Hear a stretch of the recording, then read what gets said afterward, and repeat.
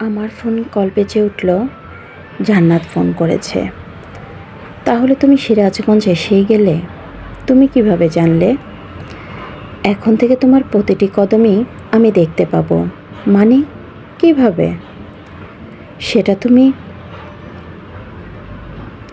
সেটা আমি তোমাকে বলতে যাব কেন? আচ্ছা, তুমি এখন লাল শার্ট পরে আছো না? তুমি এগুলো কিভাবে বলছো? সব জানতে পারবে। এখন থেকে তুমি আমার নজরে নজরে থাকবে। তুমি কখন কি করছো সব কিছু আমি জানতে পারবো। আমি কিছুতেই বুঝতে পারছি না জান্নাত, এগুলো কিভাবে? আচ্ছা জান্নাত, তুমি কি আমাকে একটু খুলে বলবে? সময় হোক, সব কিছু জানতে পারবো। এটা আবার কেমন কথা?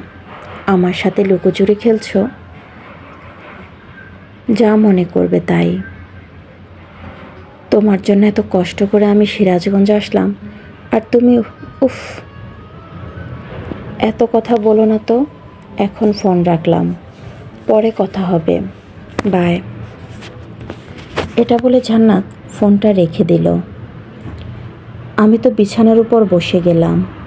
বিছানার উপর বসে ভাবছি, জান্নাত আমার উপস্থিতি বুঝলো কিভাবে? আর জানলই বা কিভাবে? আমি কি পোশাক পরে আছি, বা ঘটনাটা কেমন জানি এলোমেলো লাগছে। এগুলো ভাবতে ভাবতে গিয়ে ফ্রেশ হয়ে নিলাম। ফ্রেশ হয়ে একটু রেস্ট নিলাম। অনেকক্ষণ পর ইব্রাহিম আমার রুমে এসে আমাকে ডাকলো। হৃদয়, তুই তো কখনো গ্রামে আসিসনি, আর আমিও অনেক দিন ধরে গ্রামে আসা হয় না।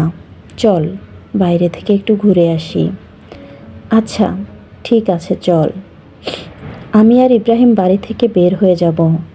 এমন সময় মিম সামনে এসে দাঁড়িয়ে বলল, ভাইয়া, কোথায় যাচ্ছিস? এই তো একটু বাইরে যাব। কেন? তুই তো অনেক দিন যাবৎ গ্রামে আসিস না। গ্রামের রাস্তাঘাট কি তোর মনে আছে? ও মা, না তো। আমাকে কথা একদমই মনে ছিল না।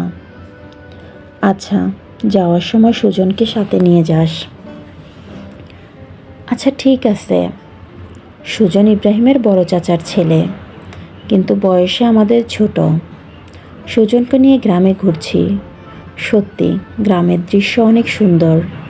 আশেপাশে ক্ষেত খামার, আর তার মাঝখান দিয়ে রাস্তা। খুব মজা হচ্ছিল।